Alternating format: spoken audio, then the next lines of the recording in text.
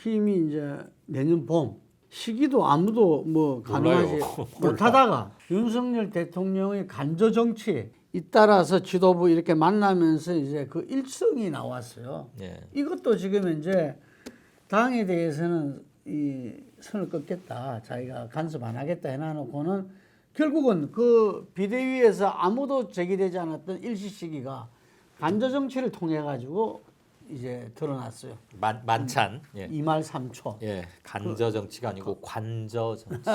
죄송합니다. 이말 삼초. 예, 이말 삼초로 이렇게 나타났거든요. 그러니까 뭐 정당일 나는 관여도 안 하고 관여도 이렇게 말하면 안 돼요. 그냥 가만히 있으면 돼요. 예. 바로 말은 그렇게 하고 중요한 건 다 거기서 밥 먹으면서 나오고. 저는 이 부분도 이 대통령과 여당 간의 관계, 예. 대통령제 하에서 너무 관여 안 한다 어쩐다 이야기도 그거 좀 오버 아닌가. 그럼요. 저는 이 제가 존경하는 노무현 대통령이지만 노무현 대통령 때 우리가 이 당정 분리. 그 분리론, 이게 당정청 분리론, 예. 청와대가 특히 당의 분리, 이 부분이 저는 상당히 문제 있다고 생각하는 사람이거든요. 예. 어떻게 대통령제에서 대통령과 여당이 이 분리될 수 있느냐? 말이 안 되죠. 실은. 견제와 비판 이런 게 있다 하더라도 대통령도 자기가 여당을 통해서 국회에서 관철돼야 되고, 그럼 여당이 어떤 여러 가지 어드바이스를 할 수 있고 또 예. 민심도 전달받고 하는 게 자연스러운 일이잖아요. 그 너무나. 책임과 원팀 정신이라고 보면 저는 분리하는 게 실은 그 대통령제에 맞지 않는 거예요. 어떤 면에서는 대통령제를 채택하고 있으면서 우리만 꼭 무슨 위기에 처하거나 그러면 마치 나는 초연한 사람이라는 듯이 나는 뭐 근데 당적도 여전히 갖고 있으면서 근데 뭐 노무현 프랑스나 미국은 안 대통령은 그렇지 않습니까? 노무현 대통령 은행 일치이기 때문에 예. 실제로 그렇게 했어요. 4대 권력기관을 갖다가 개입하지 않겠다. 예. 실제로 그렇게 했어요. 그러다 보니까 노무현 대통령의 뒤에 국정이 막 엇박자 놓고 한 것들이 4대 권력기관을 다 손놔버리니까 제각각이었던 거죠. 제각각인 이 사람들은 뭐냐면은 다음 정권, 다음 권력으로 이 기울게 되고 이런 혼란이 빚어진 거고, 여당과의 관계에서도 전혀 조율이 되지 않은 상태에서 이게 일이 진행하다 보니까 대통령이 뭐를 갖다 메시지를 던지고 정책 제안을 했는데 오히려 거기서 문제 제기한 게 여당에서 그냥 그 해버리고. 저는 그걸 어떻게 이해했냐면 예. 박정희, 전두환, 노태우까지 분명하게 이루어졌던 대통령의 온갖 통법부 수장처럼 모든 모든 분야에 제왕. 대해서 다 무소불위의 권력을 행사해 왔던 거에 대한 예, 반성이자 반동, 그걸 바로잡겠다는 노무현의 발언으로 이해를 했는데 그게 오히려 부작용을 좀 빚어낸 것 충분히 같긴 하고요. 이해할 수 있는데 윤 대통령이 또 제일 존경하는 분이 노무현 노무현 대통령이라고 하잖아요. 네. 그래서 야, 뭐 어떻게나 비슷하기만 하면 좋겠어요. 네, 그런데 존경만 하지 말고 실제도. 그래서 당무 간섭 안 하겠다는 것도 그 당정 그거 아닌가? 분리로는 좀 뺏긴 거 아닌가 싶기도 하고 한데 어쨌든 그런데 실제로 그러면서 문자 메시지, 텔레그램 그런 거 보내면 안 되죠. 그렇죠. 네. 예, 아예 뭐, 안 들키게 보내거나. 예, 그래서 국정을 갖다가 이 지체 있게 만든 그 말씀 나왔으니까 관저 정치 나왔으니까 하나 여쭙시다. 가서 밥 먹고 온 사람들이 다 말하거든요. 나 누구랑 나 어디 가서 며칠 밥 먹고 왔다. 입을 막을 수는 근데 없겠지만. 제각각이었다 그러더라고. 그러니까 누구는 말하고 누구는 말 않고 이제 이래 되는. 아니 말하더라도 그 내용도 좀 각각이 제각각이었다. 그래서 그러더라고요. 그거는 옛날에 그 박정희 시절에 뭐 궁정동 안간이 청와대 옆에 한 대여섯 개 포진해 있던 안가에서 밥 먹거나 술 먹고 온 사람들이 며칠 있다가 기자들한테 그런 말 하고 그러지 않았었거든요. 그때는 월간지 전성시대연 때 가지고 예. 막 취재해서 일부가 나오곤 했는데 지금은 자기가 뉴스를 줘. 나 어디 가서 밥 먹고 왔다. 누구누구 먹었다. 그리고 무슨 얘기했다. 이것은 뭐 국회의원들도 본인들이 다 언론이잖아요. 페이스북을 통해서 이렇게. 하여튼 간에 저는 만나는 것 자체는 긍정적이다 봐요. 만나는 것 자체는 예, 긍정적인데 근데 왜 이 조금 거북한 이야기, 우리가 흔히 말하는 쓴소리 이런 분들은 만나지를 않고 있는 거 아니냐. 이게 야당은 또 인정을 안 하는 것 같고 예. 민주당 최핵심부 뭐 이재명을 비롯해서 뭐 사람이 싫다고 그랬잖아. 그렇지. 그러니까 이재명을 빼고 그럼 누구를 만나겠어요? 원내대표를 부르겠어? 민주당의 뭐 서른 뭐 이런 사람을 부르겠어요? 애매하겠죠. 어쨌거나 만나는 게 너무 힘들어요 지금. 자, 정당 지지율 한번 봅시다. 그래가지고 정당 지지율 좀 어떻게? 예, 갤럽 걸 한번 보죠. 12월 둘째 주 조사입니다. 민주당 32%, 국민의힘 36%. 갤럽에서는 국민의힘이 아직도 민주당에 앞서는 걸로 계속해서 나오고 있습니다. 이 점을 제가 미리 언더라인 긋듯이 말씀드립니다.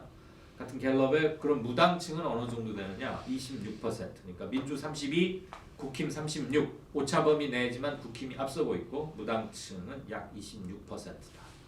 미디어 토마토가 비슷한 시기에 조사한 것에 따르면 민주당 47.2%, 국민의힘 36.8, 그러니까 37% 잡아주자고요. 무당층은 9% 정도밖에 안 됩니다. 이 조사에서는 민주당과 국민의힘이 오차범위 밖에서 민주당이 앞서고 있습니다. 리얼미터가 한번 볼까요? 12월 5일에서 9일간 5, 6, 7, 8, 닷새간, 여기는 주중 닷새간 늘 조사하죠. 민주당 45.2, 국민의힘 38.7%. 리얼미터는 여러 가지 조사 방법이 좀 특이해서 허용 오차가 2%입니다. 2%포인트. 오차 범위 크게 밖으로 민주당이 앞서고 있습니다. 근데 이 지금 갤럽만 빼고는 민주당이 미디어 토마토 리얼미터에서 앞서고 민주당이 이렇게 10%, 7% 앞서는데 네. 이거 어떻게 보십니까? 갤럽만 국민의힘이 지지 않거나 오히려 앞서기도 하거든요. 네. 정당 조주. 저는 그거는 조금 갤럽 조사가 일반화하기는 좀 그런 거 아니냐 그런 생각을 갖고 있습니다. 저는 오히려 거꾸로 생각하는데요. 갤럽이 무당층이 26%거든요. 네, 네. 이게 보면은 그 국힘은 비슷해요. 갤럽 36, 미디어 토마토 36.8, 네. 리얼미터 38.7. 무당층에서 20% 무당층이 팍 주는 거죠. 예. 이 미디어 토마토하고 리얼미터는 예. 미디어 토마토는 갤럽이 26인데 이게는 9.1, 10% 본다면 예. 한 15% 정도 굉장히 차이가 나는데 차이가 나고 그 차이만큼 지금 이제 15% 정도 민주당이 높거든요. 네. 이 갤럽보다 이게. 갤럽 조사가 네. 사람이 물어요. ARS가 아니고. 그렇죠. 미디어 토마토나 리얼미터는 전부 다 ARS, 그러니까 기계 이렇게 녹음된 거 듣고서 자신이 전화기에 버튼을 눌러서 선택하는 방식인데요. 그 다음에 갤럽은 유선 전화도 일부 반영을 합니다. 나머지 ARS들은 다 휴대전화로만 하는 거예요. 누가요?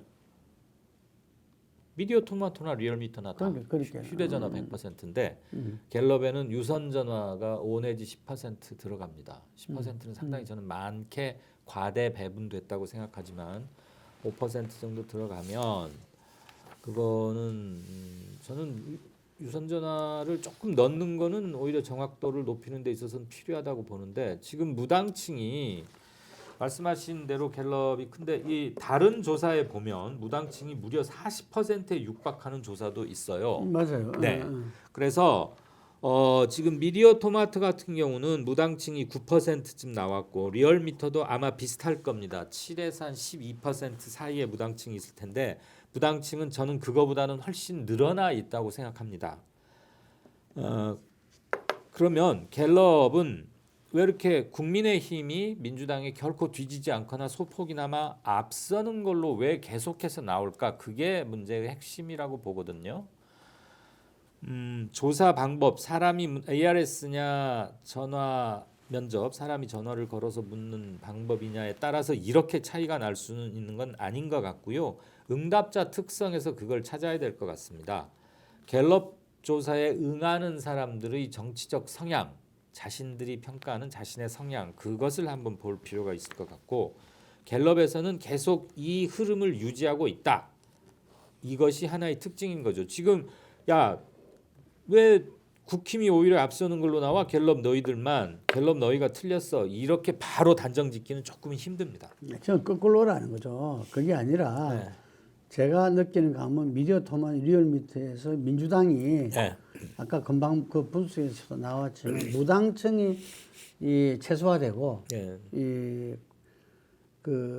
민주당 지지층이 지금 이제 오히려 15% 정도 오히려 이렇게 가대 개상됐다 나왔다 이겁니다. 왜냐?